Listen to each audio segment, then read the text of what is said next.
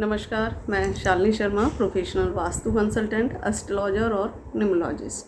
आज हम बात करेंगे, जैसे कि न्यूमरोलॉजी की हम बात कर रहे थे, तो 2 नंबर वालों की आज हम बात करेंगे। 2 नंबर यानी कि जिनका बर्थ 2 तारीख को, 11 तारीख को, 20 तारीख को और 29 तारीख को हुआ है, वो 2 नंबर वाले हैं।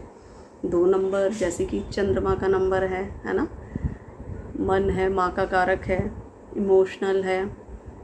और 2 नंबर वाले बहुत सपोर्टिव होते हैं, फ्रेंडली होते हैं, है ना।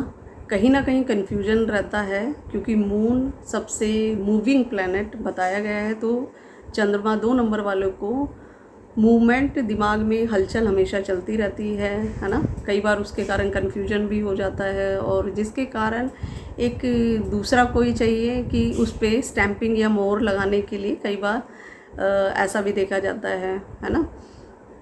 जिस तरह से सूर्य आपकी कोर है, आत्मा है, आपको रोशनी देने का कारक है ना।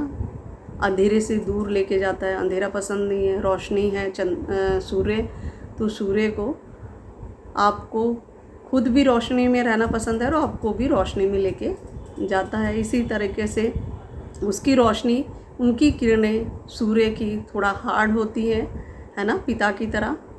जब भी बच्चे की एक बात की जाए तो पिता सूर्य थोड़े हार्ड नेचर के हैं और माता को जैसे कि मून, चंद्रमा की किरणें सॉफ्ट, शीतलता देती है। उनकी रोशनी दोनों का ही रोशनी देने का काम है ना।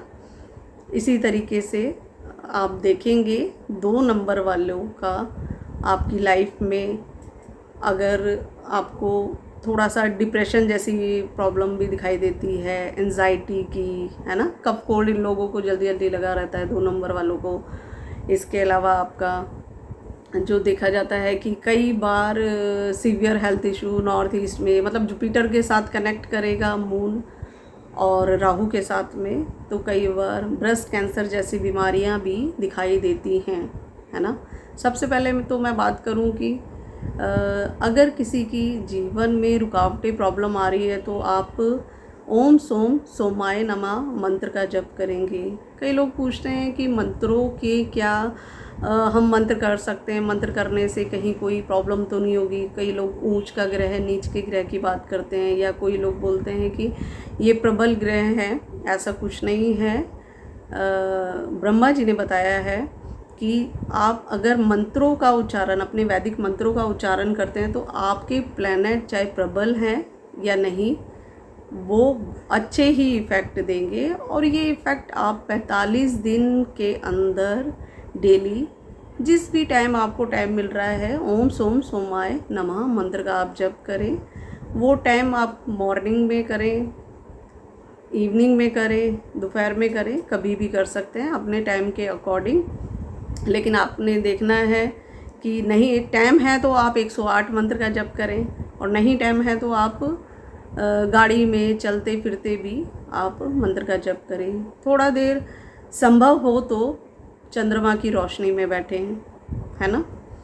जिस तरह से सूर्य के लिए बताया है, सुबह का सूरज की रोशनी बहुत इम्पॉर्टेंट रोल निभाती है। घर में आती है तो बहुत अच्छी बात है, घर में अगर नहीं आती है तो सूर्य वालों के लिए, है ना, 1 नंबर वालों के लिए सूर्य में बैठना, सूर्य की रोशनी देखनी बहुत ज़रूरी है। इसी तरह से चंद्रमा वालों को चांद की रोशनी में बैठना अपने डिप्रेशन, एंजाइटी या बीमारियों से क्योर करने के लिए बहुत ज़रूरी है ना।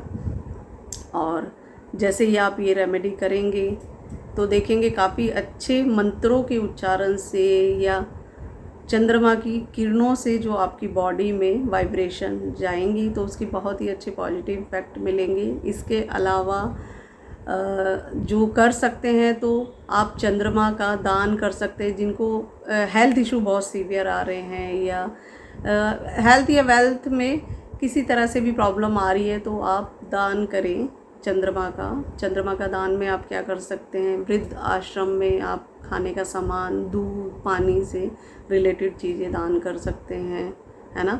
जो लोग पैसे से सीमित हैं, नहीं कर सकते हैं, तो वो बॉडी से रिलेटेड जैसे कि मानसिक अस्पताल जो होते हैं वहाँ पे सेवा कर सकते हैं। ऐसा कोई व्यक्ति है उसकी मदद कर सकते हैं, किसी तरह से बॉडी से या पैसे से या आप किसी तरह से भी हेल्प सामने वाले की कर सकते हैं। तो इससे भी बहुत अच्छे पॉजिटिव रिज़ल्ट आप देखेंगे। अपनी माँ की रिस्पेक्ट हमेशा करनी है ना।